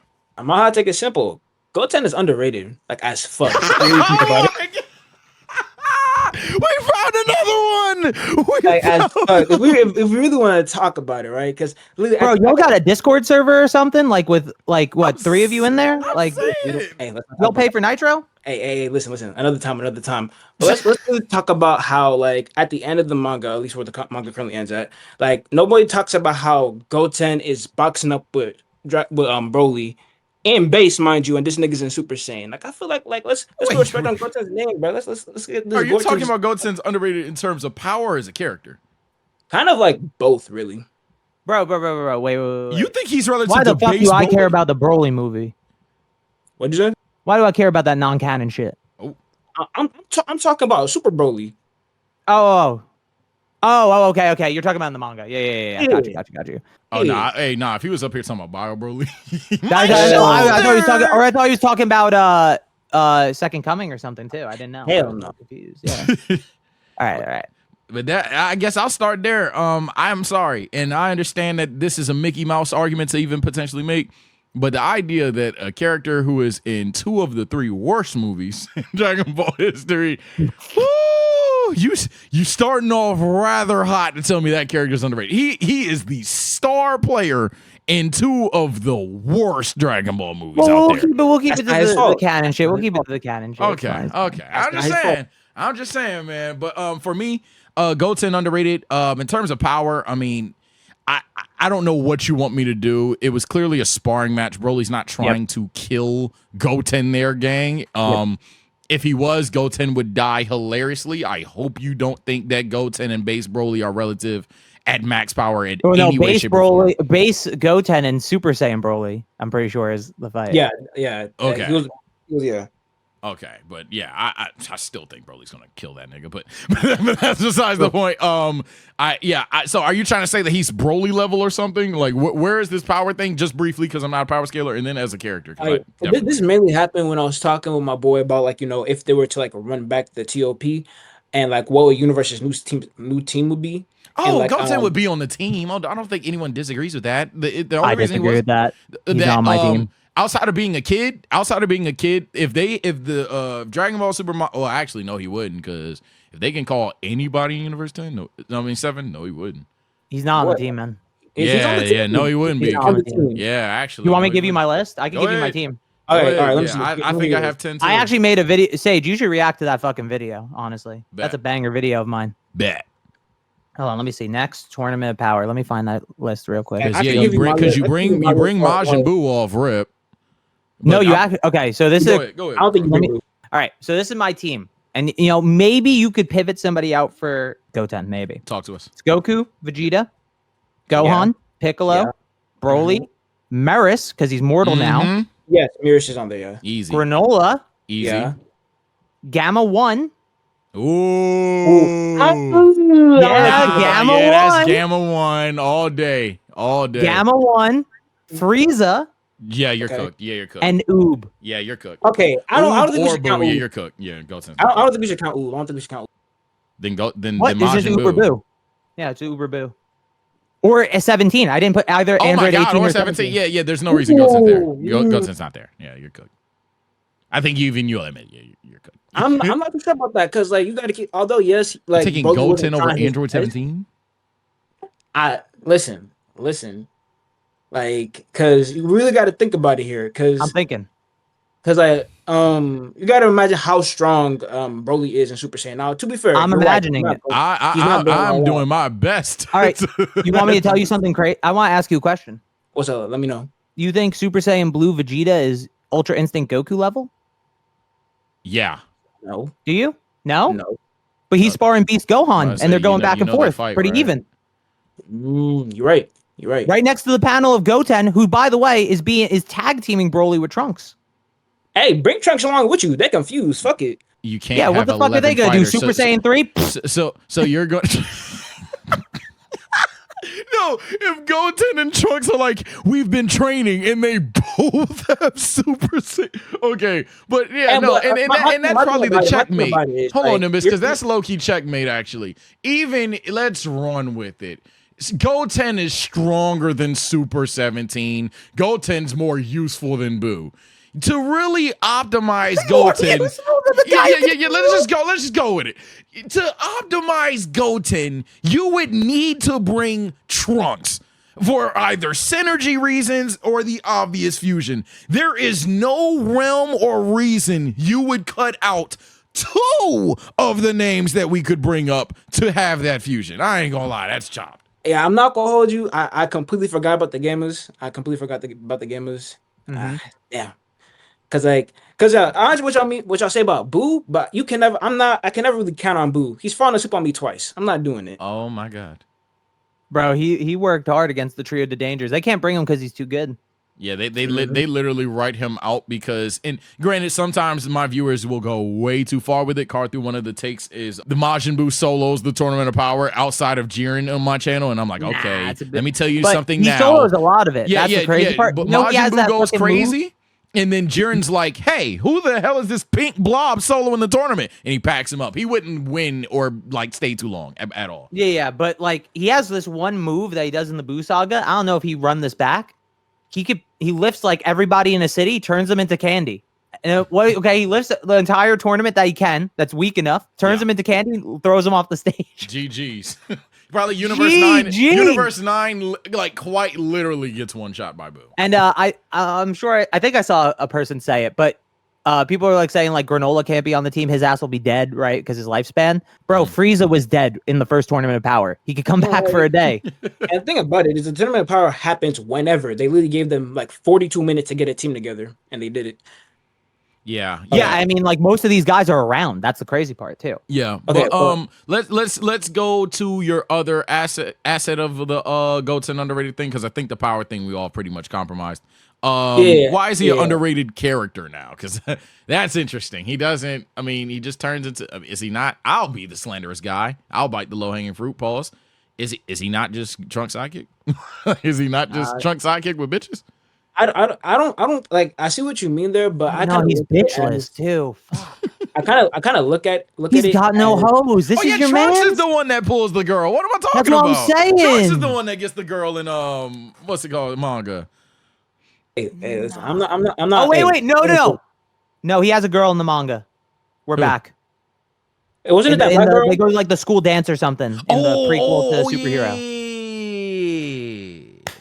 I'm gonna pull it Whoa, up. GT Goten too. Wait. Okay, GT Goten is Mr. Bitches. All right. Add me to the Discord. I'm a Goten fan.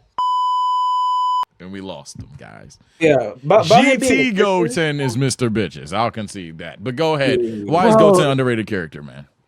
Because I think people look at it as, yes, he's Trunks' sidekick, but what I actually think about it is it's kind of like an inverse of how Bulma and Goku's relationship worked in Dragon Ball, because I view, although people like use, oh, he's just a Goku Jr. as like as an insult, but like I really would like to see what Goku, like imagine kid Goku growing up like in this era of Dragon Ball. That's interesting to me.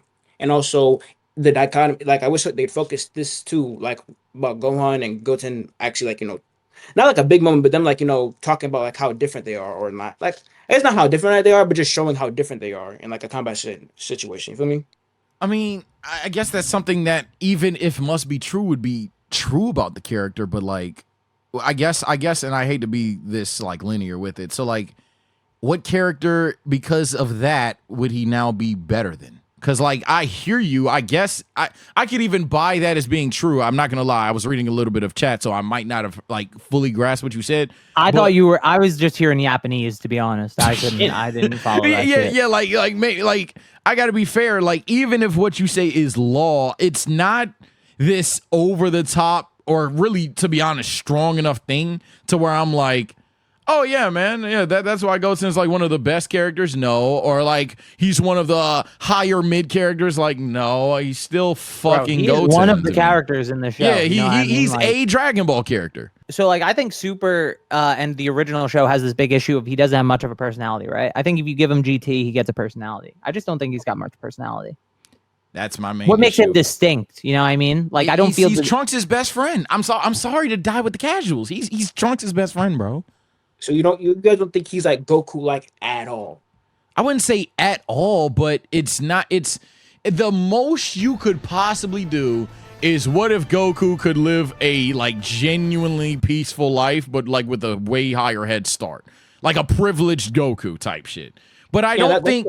But that's what I'm saying. I don't think privileged Goku is this underrated character. That's just it. Okay, you've told me who Goten is.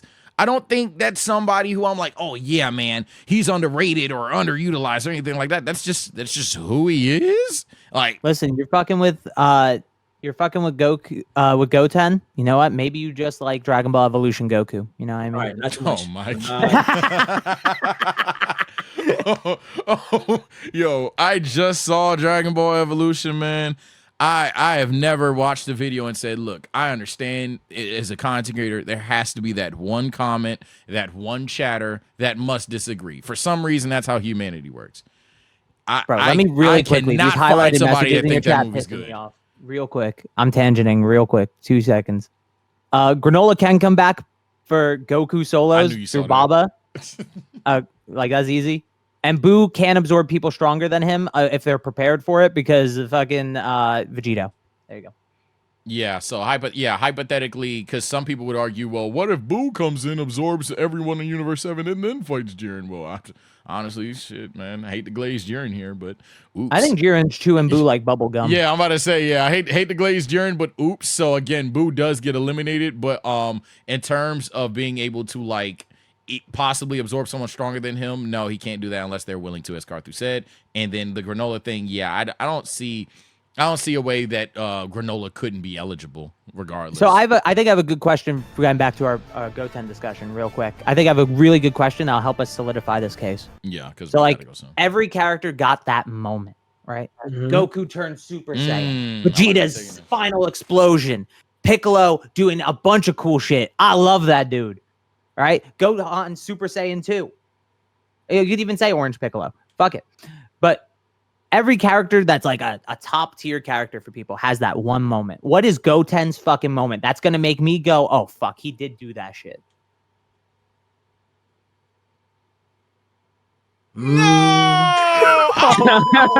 Like, okay, if I no, okay, listen. It's cooked. No! If I Goten fan couldn't think of anything, not one moment, bro. Wait, hold on, I gave you so much time to think too. I was rambling. He built it up. He was yapping it the fuck up. Oh. I'm leaving the fucking. I got one, but I don't know if y'all gonna like. You gotta say something. it. Just say something, I'm bro. regardless. Like, I feel like him and the Universe 6 Saiyans could do something crazy. No. A moment that What exists. is the Goten moment? What's the Goten moment? I'm not letting you run. Oh, that exists currently in the story? Yes. You like him now. You don't like him in the Goten future right now. Why? What is the moment? Him fighting Trunks. That was very entertaining. Oh! He lost. Oh! He lost. Oh! That's a budding rivalry right there. Can't wait to see more of that. Yeah, man. Get your Bro, ass it's out been of my 30 car. years. Give it up. Get your ass out of my It's been car. 30 years. Ladies and gentlemen, this has been Carthu X TSO version of the hot takes, man. Give it up for Carthu, ladies and gentlemen. I do not have an applause button on my soundboard yet. Woo! But hey, Carthu, anything you want to go before you say goodbye to the people, man? This was I told you my community, man. I told you. Yeah. No, it was fun. I was chilling. This shit for I think most people know where I'm at. You know what I mean? Yep. They know what I'm about. Carthu's dojo. But you guys can every now and again, Carthu is a hater. True, I hate you. I hope you get banned. That's your first message. That's his first chat too. I think I think this is if you like this is very similar to like live streams I'll do on YouTube on my own channel when I'm just talking to chat, reading their hot takes, chilling, hanging out. So if you're interested, make sure you got the bell on so you see some streams. They usually happen on a weekend every now and again. I just do them randomly. Yes, sir. And if you want him to directly answer you, I think he has a membership going on with this shorts. Most importantly, last thing, one hitter quitter TKO. Before I tell the chat to take care and stay blessed. Most hated character and why? Most hated? Most hated character. Bro, I don't live like that. You know what I mean? Like I don't. People ask me these questions, and I just don't have that shit in my brain. Ah, okay. The most hated character that's like not just some random, right? Yeah, like someone of substance. Like Goten up. Can't be someone less significant. can't be someone less significant than Goten. Goten up. Goten up. Oh, that's fucked. Most hated? Fuck. Honestly, this is gonna be out of pocket though. It's Super's version of Bardock. Damn! I hate that dude. Damn. Well, He's too big a heart. man. Not cold. Hey, I see it. I see it. I have to rewatch it. Let me know your thoughts on Super Bardock. Let me know your thoughts on this entire collab. Let me know which content creator you guys want to see next time on here. But it's me, your boy, TSO Sage, exiting the dojo. No, did he? Take care and stay blessed. I'll see you all next time.